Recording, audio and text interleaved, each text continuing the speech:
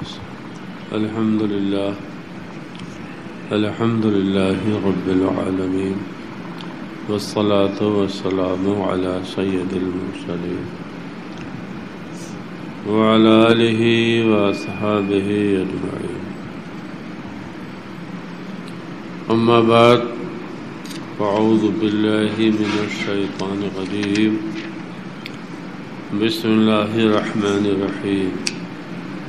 ومن اتبع هدايا فلا يضل ولا يشقى ومن أعرض عن ذكري فإن له معيشة ضنكا ونحشره يوم القيامة أعمى قال رب لما حشرتني أعمى وقد كنت بصيرا قال كذلك أتتك آياتنا فنسيتها وكذلك اليوم تنسى وكذلك نجزي من أسرف ولم يؤمن بآيات ربه ولعذاب الآخرة أشد وأبقى. صدق الله العظيم. درود شریف. اللهم صل على سيدنا مولانا محمد وعلى آل سيدنا مولانا محمد. طب القلوب ودوائها وعافية الأبدان وشفائها ونور الأبصار وضيائها وآلہ صحابہ دامن ابدا. تو جو میری ہدایت یا میری کتاب میرے رسول کی اتباع کرے گا فلا یضل، دنیا میں وہ طریق حق صراط مستقیم سے دین قویم سے بھٹکے گا نہیں. ولا یشقا، اور آخرت میں شقی بدبخت نہیں ہوگا. دنیا کی سعادت، آخرت کی سعادت انسان اپنے طور پر جو چاہے وہ پیمانہ خوش بختی اور نیک بختی کا قائم کر لیں، لیکن اللہ تعالی مولا کریم نے جو سعادت اور نیک بختی کا معیار قائم فرمایا ہے دنیا میں، وہ ہے ہدایت کی پیروی، حق کی پیروی، حق کا ماننا. اب حق کے ماننے پر، حق کے ماننے کے بعد، حق کی پیروی کرنے کے بعد تاریخ یہ بتاتی ہے کہ انسان کے سامنے دنیا میں دقتیں بھی آئی ہیں، آتی ہیں. اور جب اللہ رب العزت امتحان لے لیتا ہے فَإِنَّ مَعَ الْعُسْرِ يُسْرًا، اللہ تعالیٰ کا حکم ہے، تنگی کے بعد پھر کشادگی بھی عطا فرماتا ہے. یہ فَمَنِ اتَّبَعَ هُدَايَا، یہ پوری دنیا انسانیت کے لیے قاعدہ اولاد آدم کے لیے بنا ہے. آدم علیہ السلام کا ذکر چل رہا تھا، واقعہ آدم کا ہے، اب اس کے بعد واقعہ پورا ہو رہا ہے. اب ان کی اولاد کے لیے معیار، یہ پیمانہ قائم فرما دیا گیا. انسان کی اس سے بڑی بدبختی کیا ہو سکتی کہ وہ دوزخ میں جائے؟ دوزخ کے عذاب میں گرفتار ہو جانے سے بڑی کوئی بدبختی نہیں انسان کے لیے. اللہم اجرنا من النار، اللہم اجرنا من النار. ولا یشقا فی الآخرہ، نبی کے غلام، نبی کے پیروکار، سنت کے مطابق عمل کرنے والے، اپنے عمل میں مخلص لوگ آخرت میں بدبخت نہیں ہوں گے. ایک بات اور بتاؤں آپ کو، کل میں ایک کتاب پڑھ رہا تھا، مشکات شریف کی شرح ہے المرقات. بڑی عمدہ بات ایک بزرگ نے فرمائی، عمل کی مقبولیت کا ایک معیار قائم کیا گیا ہے. فرماتے من کانا عملہ احسن و اسبب، احسن و اسبب دو چیزیں عمل میں، ہمارے عمل میں ہمارا عمل احسن ہو اور اسبب ہو۔ اسبب کا مطلب ہوتا ہے عمل سنت کے مطابق، کام سنت کے مطابق۔ اسبب کا معنی سنت کے مطابق، احسن کا معنی لوجہ اللہ، وہ کام خدا کے لیے ہو، دنیا کے کسی فرد کے لیے نہ ہو۔ انسان کے عمل میں جب یہ دو چیزیں پائی جائیں گی پھر اللہ تعالی کی بارگاہ میں قبولیت سے اس کے عمل کو کوئی نہیں۔ من کان عملہ احسن و اسبب، احسن ہے اسبب نہیں ہے تب بھی قبول نہیں ہوا، اسبب ہے احسن نہیں ہے تب بھی قبول نہیں ہوا۔ یعنی سنت کے مطابق ہے لیکن اخلاص نہیں ہے۔ بہت سے لوگ ہیں دیکھیے ان کا چولا اور سب چیزیں بڑی سنت سنت چلاتے ہیں لیکن احسن نہیں ہے، اخلاص نہیں ہے۔ اخلاص ہے لیکن سنت کے مطابق نہیں، اپنی منمانی کر رہا ہے، اپنی مرضی جو آئی وہ جیسے چاہی ویسے نماز پڑھ لی، جیسے چاہا ویسے پیسہ خرچ کر دیا۔ انفاق بھی سنت کے مطابق ہو، عبادت مالیہ بھی سنت کے، نبی پاک کی سنت کے مطابق خرچ ہو، حج بھی ہو تو سنت کے مطابق ہو، عمرہ ہو تو سنت کے مطابق ہو، احسن ہو، دکھاوا ریاکاری نہ ہو، نماز ہو تو سنت کے مطابق ہو، قربانی ہو تو سنت کے مطابق ہو، لوجہ اللہ ہو۔ یہ دو خوبیاں جب انسان کے عمل میں پائی جاتی ہیں تب کہیں جا کے اس کا عمل قبولیت کے لائق ہوتا ہے، اللہ تعالی کی بارگاہ میں قبولیت کے لائق بنتا ہے۔ دونوں نہیں تو پھر کیا مطلب رہا؟ دونوں میں سے ایک غائب تب بھی خطرہ۔ ولا یشقا، آخرت میں بد وقت نہیں۔ اچھا آخرت کی بد وقتی، علماء نے فرمایا ہے انسان جنت میں جائیں گے خدا کے فضل سے، اور جنت میں درجات پائیں گے اپنے اعمال کی بنیاد پر، اور الخلود بالنیت، جنت میں ہمیشہ رہیں گے نیت کی وجہ سے۔ جیسے ایک شخص ہے اس نے 70 برس عبادت کری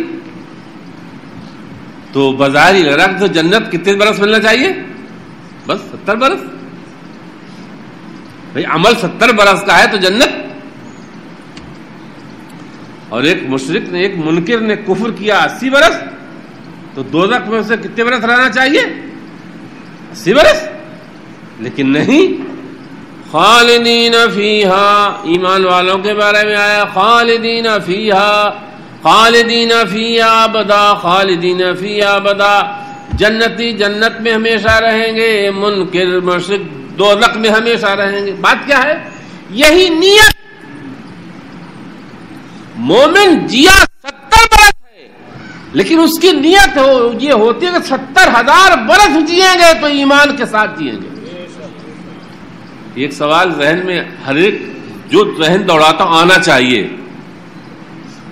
کہ بھئی دوزخیوں کو دوزخ میں ہمیشہ کیوں رکھا جائے گا؟ دنیا میں جیے 70-80 برس اور پھر دوزخ میں ہمیشہ رکھا جائے انہیں، تو رکھا کیوں جائے گا؟ اس نیت کی بنیاد پر۔ ایسی مومن جنت میں جائے گا خدا کے فضل سے، درجات پائے گا اپنے عمل کے مطابق، اور الخلود بالنیت، جو ہمیشگی ہوگی وہ نیت کی بنیاد پر۔ انما العمل بالنیات، تو یہ شقاوت اللہ تعالی کی ہم پناہ چاہتے ہیں۔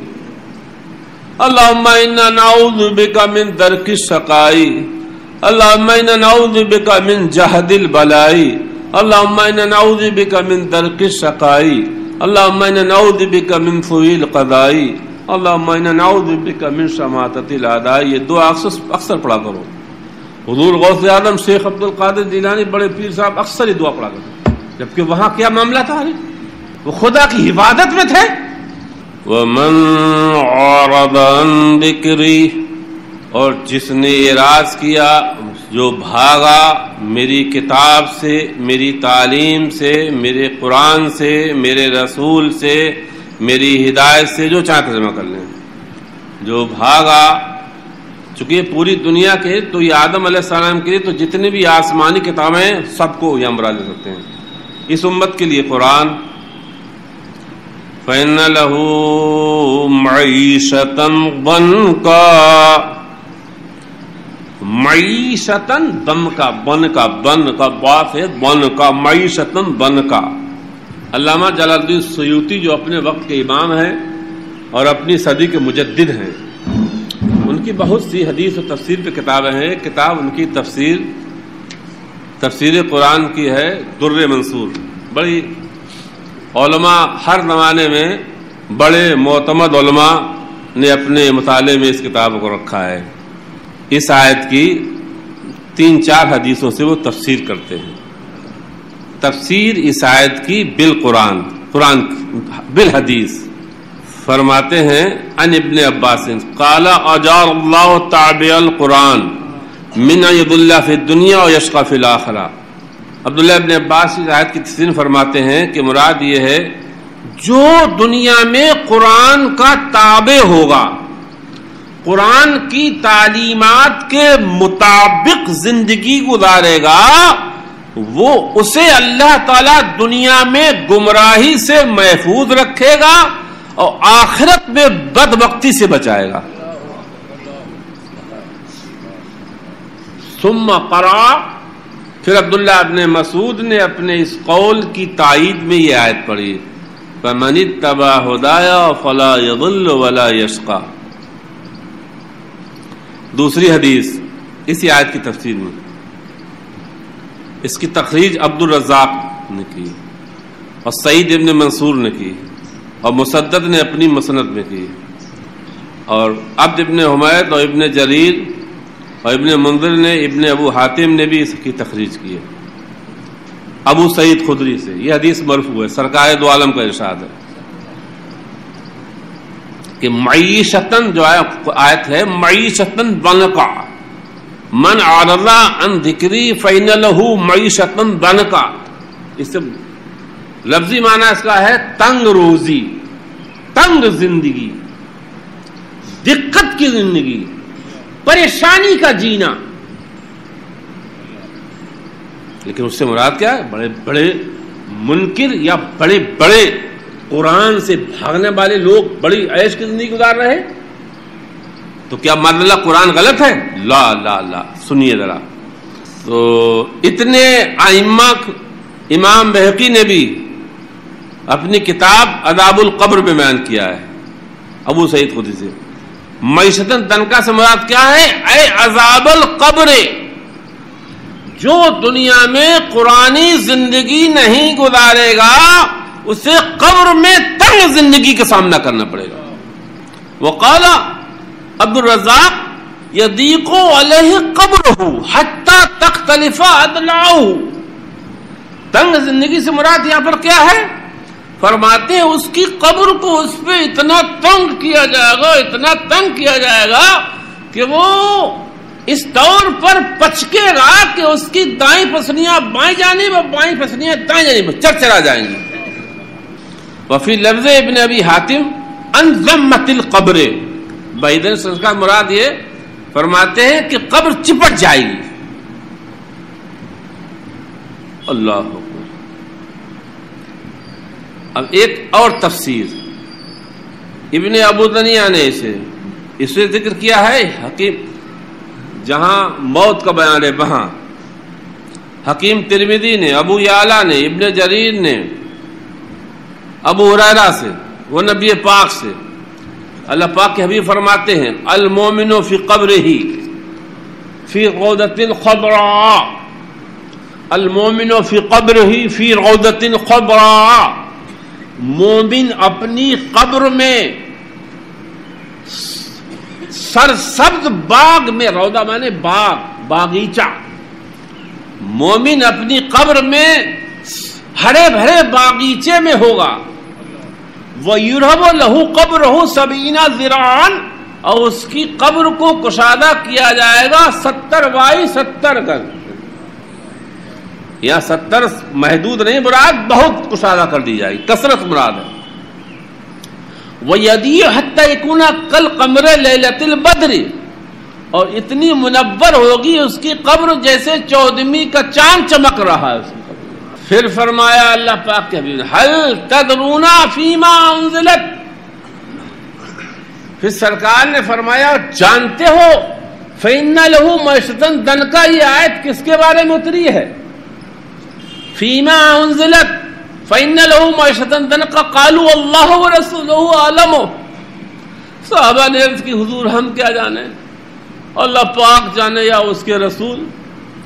قال عذاب الکافر فی قبرہ، مشرک منکر کے عذاب قبر کے سلسلے میں. یسلط علیہ 99 تنین، فرماتے ہیں اللہ پاک کے حبیب کے منکر کی قبر میں مسلط کیا جائیں گے 99 تنین. 99 تنین، تنین کہتے ہیں ہاں. پھر فرمایا ہل تدرون مت تنین، حضور نے فرمایا جانتے ہو تنین کیا چیز ہے؟ بڑا ہلکا لفظ لگ رہا ہے. اس کی قبر میں 99 تنین مسلط کر دیے جائیں گے. جانتے ہو تنین کیا چیز ہے؟ تنین کہتے ہیں سانپ، پتلے سانپ. تو فرمایا 99 حیتن، 99 سانپ، لکل حیت 7 رؤوس، اور ہر سانپ کے 7 سر ہوں گے. 7 سروں میں، ہر سر میں علیحدہ علیحدہ زبان ہوگی. یخدسون ویلسونہ وینفقون فی الجسم الی یوم یبعثون، وہ ڈستے رہیں گے اور اس کے جسم میں زہر پھونکتے رہیں گے قیامت تک. اللہم انا نعوذ بک من عذاب القبر، اللہم انا نعوذ بک من عذاب القبر، اللہم انا نعوذ بک من عذاب القبر.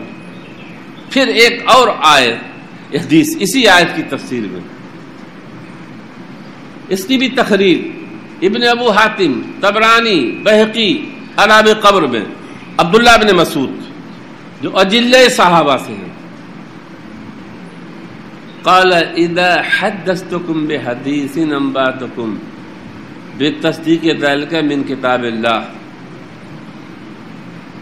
فرمایا جب میں کوئی حدیث بیان کرتا ہوں، کوئی بات کہتا ہوں، تو اس کی تصدیق میں کتاب اللہ سے لاتا ہوں.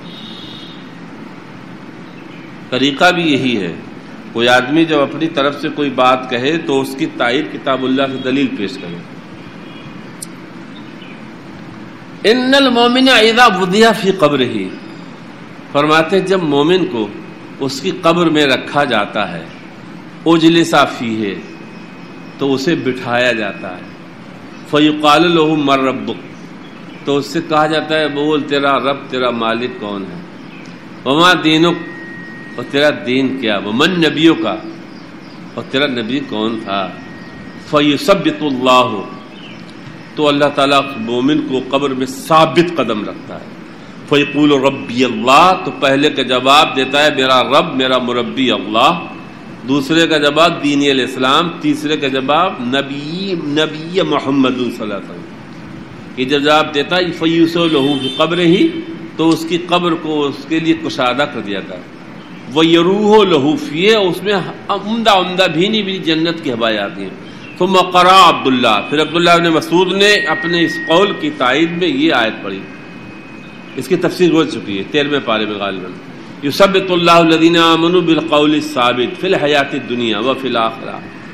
ایمان والوں کو اللہ تعالیٰ دنیا کی زندگی میں بھی ثابت قدم رکھتا ہے اور قبر میں بھی ثابت قدم رکھتا ہے.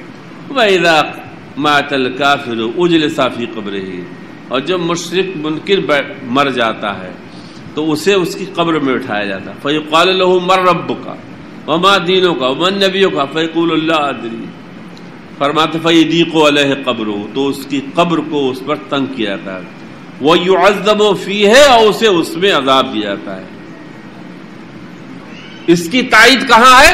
فرماتے من عارض عن ذکری فإن له معیشۃ ضنکا.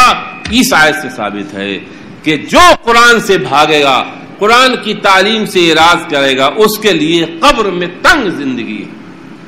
اب یہاں پر من اتبع ہدایا، ہدایت کا مطلب کیا ہے؟ ایک بزرگ بڑی عمدہ بات کہتے ہیں، ہدایت کیا چیز ہے؟ کہتے ہیں الہدایت فی الحقیقت نور یقذفہ اللہ فی قلوب انبیائہ و اولیائہ. ہدایت ایک نور ہوتا ہے، ہدایت ایک نور ہے جس کو اللہ تعالی سب سے پہلے اپنے پیغمبروں کے دل میں القاء کرتا ہے، پیغمبروں کے بعد پھر وہ اپنے اولیاء کے دلوں میں اس کو اس کی تجلی ڈالتا ہے، اور پھر پیغمبروں کے توسط سے، پیغمبروں کے واسطے سے وہی نور علماء ربانین کو اور جو روحانی پیشوا ہوتے ہیں انبیاء کے توسط سے انہیں وہ دیا جاتا ہے. جب یہ نور، اور کریے، جب یہ نور انسان کے دل پر اللہ تعالی کی طرف سے القاء کیا جاتا ہے، اسی وقت انسان پر عمل آسان ہو جاتا ہے. سمجھ لیجیے آپ، یہ نور بڑی اعلیٰ چیز ہے، بڑی عمدہ چیز ہے. اس لیے پیغمبروں پر عمل بہت آسان ہے، رات بھر قیام کرتے انہیں دقت نہیں. اولیاء اللہ جب یہ نور القاء ہو جاتا ہے تو عبادت و بندگی، ذکر و تسبیح فرشتوں کی طرح ان کی بھی غذا بن جاتی ہے. اس نور سے ہم آج بہت دور، یہ امت اس نور سے آج بہت دور جا چکی. آتے بھی ہیں جو بیچارے تو کتنی تیزی سے بھاگتے ہیں، آتے بھی ہیں کبھی تو کتنی تیزی سے بھاگتے ہیں، جمعے والے، عید والے. یہ نور بڑی نعمت ہے.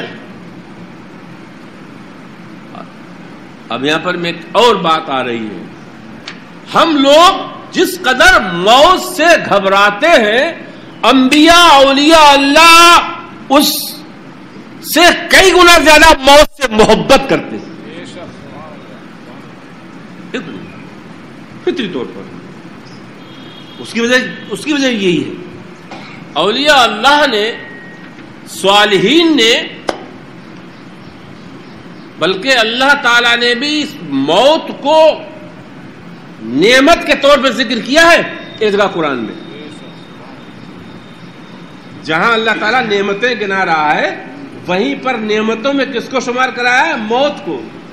تبارک الذی بیدہ الملک وہو علی کل شیء قدیر الذی خلق الموت والحیات. اور کو نظر آ یہاں پر جو موت کا ذکر ہے وہ بطور نعمت کیا جا رہا ہے. بابرکت پاک ہے وہ ذات جس نے پیدا کیا موت کو اور زندگی کو. بات کیا ہے؟ تو جن کے دلوں میں نور القاء کر دیا گیا ہے وہی صاحب بصیرت کہلاتے ہیں. وہ ادھر نہیں دیکھتے، وہ ادھر دیکھتے ہیں، اور ادھر جانے کا سب سے مین دروازہ موت ہی ہے. ادھر نہیں دیکھتے، ادھر دیکھتے ہیں. علماء فرماتے الموت باب الجنہ، موت جنت کا دروازہ ہے. جب یہ دروازہ کھلے گا تبھی تو جنت میں جائے گا. جب تک موت نہیں آئے گی جنت میں کیسے جائے گا؟ الموت جسر النعیم، الموت جسر النعیم، موت جو ہے وہ جنت کا پل ہے. یعنی نعمتوں میں شمار کیا ہے، لیکن ہمیں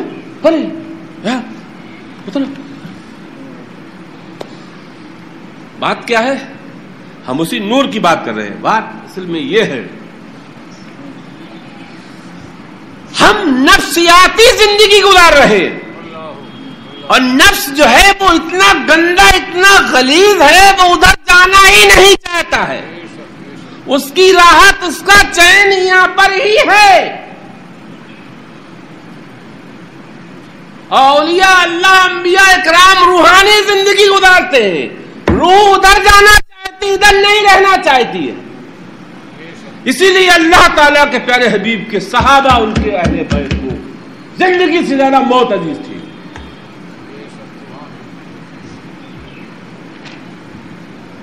اچھا، اس کی بات بھی لگتی ہے، جیسے جول کہتے ہیں گبڑیلے کو نفس جو ہے وہ نفس جو ہے وہ گبڑیلے کی طرح سے، نفس جو ہے نا گبڑیلا جانتے ہو لوگ، گبڑیلا گوبر کا کیڑا جو ہوتا ہے یا لیٹرین کا کیڑا. تو جو نفس ہمارا، ایک بزرگ فرماتے ہیں جو نفس ہمارا ہے وہ گبڑیلے کی طرح ہے. گبڑیلے کی زندگی گوبر ہی میں ہے. فرماتے ہیں اگر گبڑیلے کو مشک میں ڈال دے تو فوراً مر جائے گا. ہمیں زندگی، ہمیں کیسے یہ نور ہمیں کیسے ملے؟ ہم اللہ تعالیٰ کی پناہ چاہتے ہیں اپنے نفس کی گندگیوں سے. ہم اللہ تعالیٰ کی پناہ چاہتے ہیں اپنے نفس کی زندگیوں سے، اپنے نفس کی زندگی سے، نفس کی شر سے، نفسانی زندگی سے ہم اللہ تعالیٰ کی پناہ چاہتے ہیں. روحانی زندگی مولا ہمیں اپنے کرم سے عطا فرمائے. وَنَحْشُرُهُ يَوْمَ الْقِيَامَةِ أَعْمَىٰ. اور فرماتا ہے جو قرآن سے بھاگے گا، جو قرآن سے اعراض کرے گا، اسے دنیا میں ہم ایسے جلائیں گے، قیامت میں اسے اندھا اٹھائیں گے. نَحْشُرُهُ يَوْمَ الْقِيَامَةِ أَعْمَىٰ فاقد البصر، بینائی نہیں ہوگی، اندھا ہوگا. نَحْشُرُهُمْ يَوْمَ الْقِيَامَةِ آیا، ادھر آیا عَلَىٰ وُجُوهِهِمْ، دوسری بات ہم اٹھائیں گے ان کو قیامت میں ان کے چہروں کے بل، الٹے ہوں گے، اور امیاں اندھے ہوں گے، گونگے ہوں گے، بہرے ہوں گے. قالا، پھر وہ کہے گا منکر، قالا رب لما حشرتنی اعمیٰ وقد کنت بصیرا. بولے گا اے رب میرے، تو نے مجھے اندھا کیوں اٹھایا؟ میں تو دنیا میں اکھیارا تھا، 4 آنکھیں تھی میرے، بہت اکھیارا تھا، میں تو بہت دور کی دیکھتا تھا. قالا کذالک، تو اللہ پاک فرمایا ہاں بات تمہاری ٹھیک ہے، تم صحیح کہہ رہے ہو. اتت کا آیاتنا، ہماری آیتیں، ہماری کتابیں، ہماری قدرت کی دلیلیں، ہماری وحدانیت توحید کی علامتیں تیرے اوپر واضح ہو چکی تھیں، لیکن کیا کیا؟ نسیتہا، تو نے ان کو چھوڑ دیا تھا. کذالک الیوم تنسیٰ، آج تجھے بھی ایسے ہی چھوڑا جائے گا. اب یہاں پر بہت سے مسائل ان آیتوں سے استنباط کیے ہیں کہ قرآن جو پڑھ کے بھول جائے اس کے لیے بھی حکم ہے. بہرحال قرآن یاد کر کے بھولنا نہیں چاہیے. کوئی عذر ہو جائے، کوئی معذوری، بات دوسری ہے، ورنہ قرآن جو بھول جاتے ہیں، حافظہ کر کے بھول جاتے ہیں، وہ اس آیت سے نصیحت حاصل کریں. ہم اللہ تعالیٰ کی پناہ چاہتے ہیں. پھر فرماتا ہے اللہ تعالیٰ وَكَذَلِكَ نَجْزِي مَنْ أَسْرَفَا، اور تیرا ہی معاملہ نہیں ہے. اے سن قرآن کے تاریخ، قرآن سے بھاگنے والے، ہم ایسا ہی بدلہ دیتے ہیں ہر اس شخص کو جو اسراف کرتا ہے، جو حد سے بڑھتا ہے، جو تجاوز کرتا ہے، میری حدوں کو توڑتا ہے. وَلْيُؤْمِنْ بِآيَاتِ رَبِّهِ، اور اپنے رب کی آیتوں پر ایمان یقین نہیں رکھتا ہے،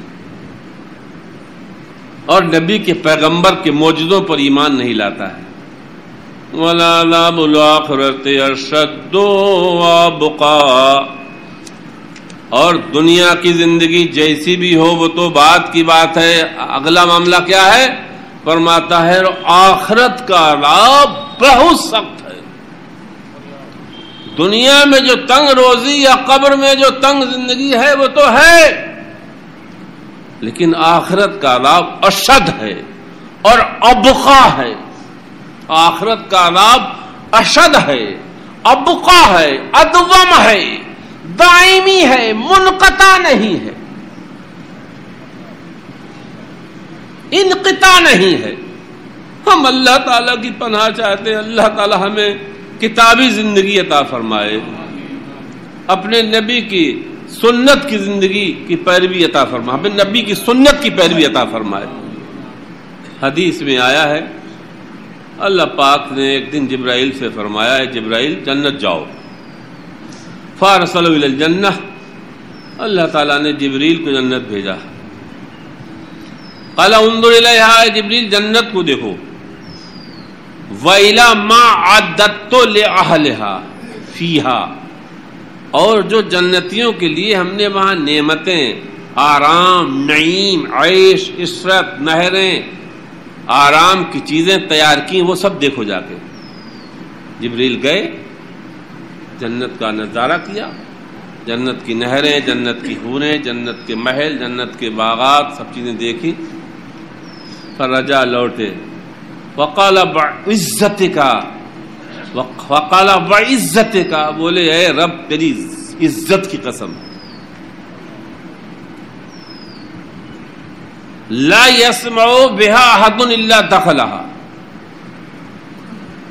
جو تو نے جنت بنائی ہے اور جو جو چیزیں جنت میں تیار کی گئی ہیں، ان چیزوں کو جو سنے گا وہ ضرور اس میں داخل ہوگا، کوئی شخص نہیں بچے گا جو جنت میں نہ آئے، وہ عزت کا، لا يسمع بأحد الا دخلها، ایسے باغ میں کون نہیں آئے گا، ایسی جنت میں کون نہیں آئے گا؟ فحفت بالمکارہ، پھر اللہ تعالیٰ نے جنت کو چاروں طرف سے جھاڑ جھوڑا، کانٹے، خار، کھندقیں چاروں طرف جنت کے بنا دی، مکارے مکارے، بڑے بڑے خاردار کانٹے ہیں، غاریں ہیں، ٹیلے ہیں، سختیاں ہیں، تنگیاں ہیں۔ فقال ارجع الیہا، اللہ تعالیٰ نے فرمایا پھر جاؤ ذرا آپ دیکھ کے آؤ، فانظر، جب دوبارہ آئے دیکھ کے، قال وعزتک لقد خشیت ان لا يدخل احد، اب تو ڈر ہے کہ کوئی نہیں پہنچ پائے گا اس میں، اندر کیا ہے باہر تو بڑا معاملہ خطرناک ہے۔ ثم ارسلوا الی النار، پھر فرمایا جاؤ جبریل اب دوزخ دیکھو، دوزخ دیکھ کے آؤ، فقال انظر الیہا، دوزخ دیکھو، وما اعددت لاہلہا، دوزخیوں کے لیے جو عذاب، جو سانپ، جو تنین، جو بچھو، جو آگ، جو کھندقیں دیکھو، فرجع الیہ قال وعزتک لا يدخل احد، ارے اس گھر میں کون جائے گا، تیری عزت قسم، جو سنے گا وہ بھاگے گا۔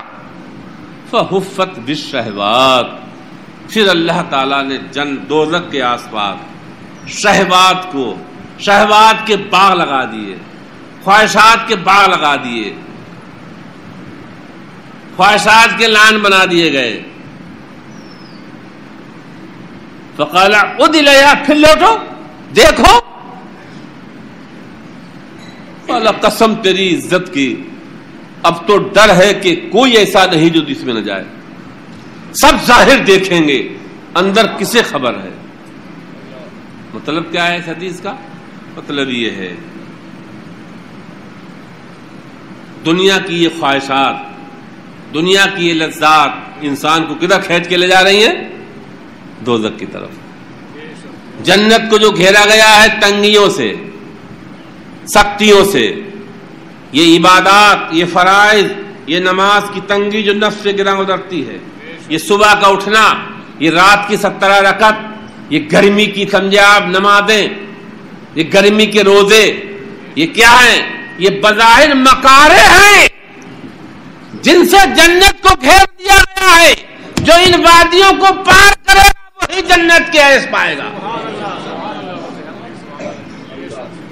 اور جو ان خواہشات میں گھر کے رہ جائے گا، یہ طرح طرح کی 50 دسوں کی شادیوں میں جو پھنس کے رہ جائے گا وہی دوزخ میں چلا جائے گا۔ ایک حدیث اور، روی ان اہل النار اذا انتهوا الى ابوابها، دوزخ کی مارے سزا کے، مارے جلن کے، مارے تبش کے دوزخ کے دروازوں کی طرف بھاگ کے آیا کریں گے. استقبلتہ الزبانیہ بالاغلال والسلاسل، تو ان کے سامنے جو زبانیہ وہ فرشتے جن کے ہاتھوں میں ہتکڑیاں، بیڑیاں، ہتھوڑے ہیں، وہ ان کے سامنے فرشتے آیا کریں گے اور ان کے اس دوزخی کے منہ میں ڈالیں گے اور منہ میں ڈال کے اس کے پیخانے کے مقام سے نکالیں گے اور اس کے بعد پھر اس کے الٹے ہاتھ کو اس کی گردن میں اور سیدھے ہاتھ کو اس کے داخل کریں گے سینے میں، پیٹ میں داخل کر کے، اور پھر دونوں بونڈوں کے بیچ نکالیں گے اور پھر اس کو ان بیڑیوں سے، ان زنجیروں سے اسے کس دیں گے. وہ کلو آدمین مع شیطان، اور ہر آدمی کو، ہر انسان کو اس کے شیطان کے ساتھ اس زنجیر میں جکڑا جائے گا. وہ یسحب علی وجہہ، اور الٹا کر دیا جائے گا. وتضربہ الملائکہ بمقام حدید، اور پھر فرشتے لوہے کے ہتھوڑے سے اس کو ماریں گے. کلما وہ ارادوا ان یخرجوا منہا من غم، اور جب وہ نکلنے کے ارادہ کریں گے تو فرشتے ہتھوڑوں سے مار کر پھر اندر کو بھگاتے ہیں. وہ فی الحدیث، ایک حدیث اور ہے، ان ادنى اہل النار عذابا الذي يجل له نعلان، جو جس کو دوزخ میں سب سے ہلکا عذاب دیا جائے گا. اللہم اجرنا من النار، جس کو دوزخ میں سب سے ہلکا عذاب دیا جائے گا، سب سے ہلکا عذاب دیا جائے گا. وہ کون ہے؟ الذی یجعل لہ نعلان، اس کے لیے 2 جوتے بنائے جائیں گے، آگ کے جوتے ہوں گے، آگ کی نالین ہوں گی. یغلا منہا دماغ فی راسہ، جس سے اس کا دماغ سر کا کھول جائے گا. یہ سب کے ادنا عذاب ہوگا. استغفر اللہ ربی من کل ذنب واتوب الیہ، استغفر اللہ ربی من کل ذنب واتوب الیہ. آگے اللہ تعالیٰ فرماتا ہے افلم یہد لہم کم اہلکنا قبلہم من القرون، یہ مکے کے لوگ، یہ قریش میرے حبیب کا انکار کر رہے ہیں، کیا انہیں قوم عاد، قوم سمود کے واقعات نہیں معلوم ہیں؟ یہ مکے سے ملک شام جاتے ہیں، راستے میں اصحاب الحجر پڑھتے ہیں، قوم سمود کی بستیاں پڑتی ہیں اور لوط کی بستیاں پڑتی ہیں، ان کے کھنڈر انہیں نظر نہیں آتے ہیں. ان یمشون فی مساکنہم، یہ جاتے ہیں، سفر کرتے ہیں گرمی سردی میں، یہ اجڑی ہوئی بستیاں، اجڑے ہوئے شہر دیکھتے ہیں اور انہیں ہوش نہیں آ رہا ہے.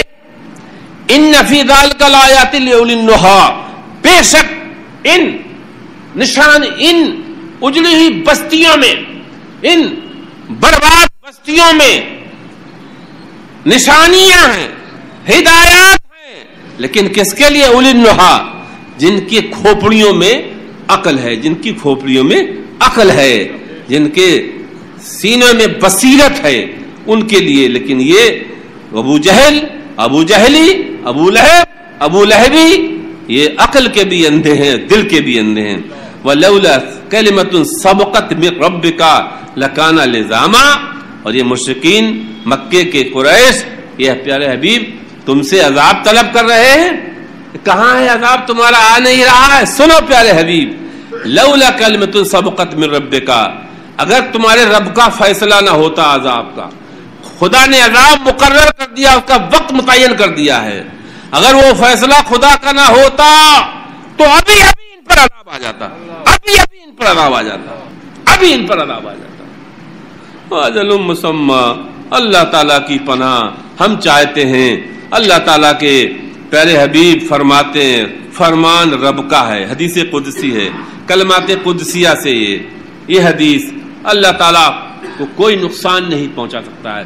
بڑے سے بڑا جری مجرم، بڑے سے بڑا جری ظالم وہ نقصان کر رہا ہے تو اپنا کر رہا ہے. اللہ پاک فرماتا ہے یا عبادی لو ان اولکم واخرکم وانسکم وجنکم کانوا علی اتقى قلب رجل واحد منکم ما زادہ ذالک فی ملکی شیئا. اے لوگو، اے میرے بندو، اے متقیو، سنو، دیکھیے جو متقی ہیں، جو نیک ہیں، جو تہجد گزار ہیں، جو چاش تو اشراق پڑھتے ہیں، جو تلاوت میں مشغول رہتے ہیں، جو علم کے عالم ہیں اور اپنے علم کے عامل بھی ہیں، وہ عجب پیدا نہ ہونے دیں۔ اللہ پاک کیا فرما رہا ہے؟ اے میرے بندو سنو، تم میں اول سے آخر تک، آدم سے لے کے آخر تک انسان، اور پہلے جنات سے آخری جنات تک، سارے جنات و انسان سب کے سب ایک متقی پرہیزگار انسان کی طرح ہو جائیں۔ مَازَادَ فِي مُلْكِ شَيْئًا، ان کے تقوی، ان کی نیکی، ان کے علم سے میری سلطنت میں ذرہ بر اضافہ نہیں ہوتا۔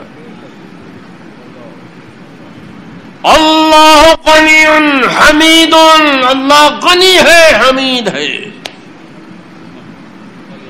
متقیوں کے تقوی سے اللہ غنی ہے، عالموں کے علم سے اللہ غنی ہے، مفتیوں کے فتوے سے اللہ غنی ہے۔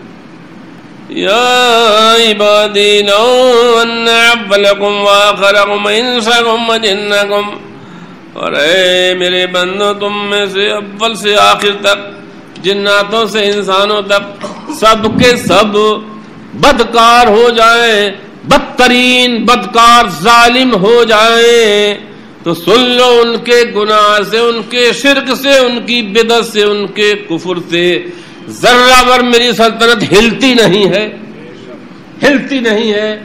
خدا کی سلطنت ممبروں پر نہیں ہے، خدا کی حکومت انسانوں پر نہیں ہے، ذرہ بھر ہلتی نہیں، لوچ نہیں کھاتی۔ اللہ غنی حمید، اللہ غنی ہے، حمید ہے۔ غنی عن العالمین، جنات و انسان، فرشتوں سے، متقیوں سے، پرہیزگاروں، سب سے غنی بے نیاز۔ ہم اللہ تعالیٰ کی پناہ چاہتے ہیں۔ اللہم اجرنا من النار، اللہم اجرنا من النار، اللہم اجرنا من النار، اللہم اجرنا من النار۔ حضرت جعفر طیار، ایک حدیث اور، حضرت جعفر مولا علی کے بھائی، کہ جنگ موتا میں شہید ہوئے تھے، جنگ موتا میں شہید ہوئے تھے۔ جعفر طیار مولا علی کے بھائی، سگے بھائی۔ قال کنت مع النبی فی طریقین، ایک سفر میں ہم سرکار کے ساتھ تھے۔ فاشتد علی العطش، سفر میں پانی ختم ہو گیا، پانی پاس نہیں، تو فرماتے ہم نے سرکار کو بتایا، حضور ہمیں بھی شدت کی پیاس ہے، اس تمام آپ کے غلام پیاسے ہیں۔ وکانہ حیدانہ جبل، ہمارے سامنے ایک پہاڑ تھا۔ وکانہ حیدانہ جبل، ہمارے سامنے ایک پہاڑ تھا۔ فقال علیہ السلام، اے جعفر اس پہاڑ کے پاس جاؤ، بلغ منی السلام الی ھذا الجبل، اس پہاڑ کو میرا سلام کہو جا کے۔ غور کریے ذرا، اس پہاڑ کو میرا، شجر و حجر سلام کرتے تھے، اور کریے اس پہاڑ کو میرا سلام کہو، اور اس سے کہو اگر تیرے اندر پانی ہے تو پلا، جاری کا چشمہ۔ قال فذهبت الیہ، ہم پہاڑ کے پاس گئے۔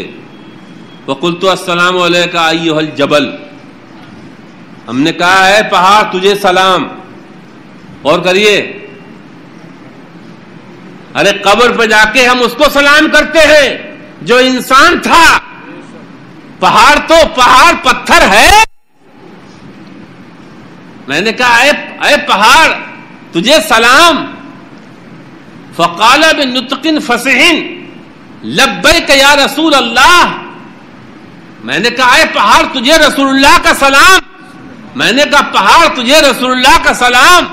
تو جعفر کہتے ہیں فقال بنطق فصیح، تو وہ فصیح زبان میں بولا، اللہ پاک نے اسے قوت گویائی دی، وہ پتھر بول رہا ہے لبیک یا رسول اللہ، اے اللہ پاک کے حبیب حاضر ہے یہ غلام۔ فارست القصہ، تو میں نے واقعہ بیان کیا کہ اے پہاڑ رسول اللہ نے بھیجا، ہم سب پیاسے ہیں، پانی تیرے اندر ہو تو لا۔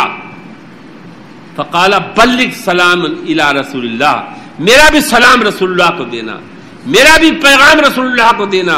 وقل لہ، اور رسول اللہ سے کہہ دینا من سمعت قوله فاتقوا النار التي وقودها الناس والحجارہ. اے پہاڑ، اے جعفر، رسول اللہ سے کہہ دو جب سے یہ آیت اتری ہے قرآن کی، فاتقوا النار التي وقودها الناس والحجارہ، ڈرو اس آگ سے جس کا ایندھن انسان اور پتھر ہے. میں خوف سے رو رہا ہوں، خوف سے رو رہا ہوں، دوزخ کے خوف سے. اس رونے سے میرا پانی سب خشک ہو گیا ہے. بقیت لخوف ان اکون من حجارۃ التي هي وقود النار. اس ڈر سے رو رہا ہوں کہ یہ مہینہ اس دوزخ کا پتھر آگ بنا ایندھن بنا دیا جاؤں. بحیث لم یبقى فی ماء، اس خوف سے میرے اندر پانی نہیں رہا ہے. اللہ اکبر. یہ ہے قرآن کی آیتیں، یہ ہے اللہ تعالی کے فرمان.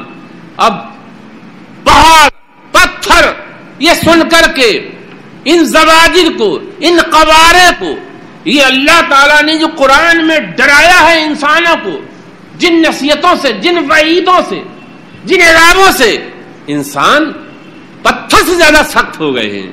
ان کے دل پتھر سے زیادہ سخت ہو گئے ہیں. اب بتاؤ وہ نصیحت حاصل نہ کریں. استغفر اللہ ربی من کل ذنب واتوب الیہ.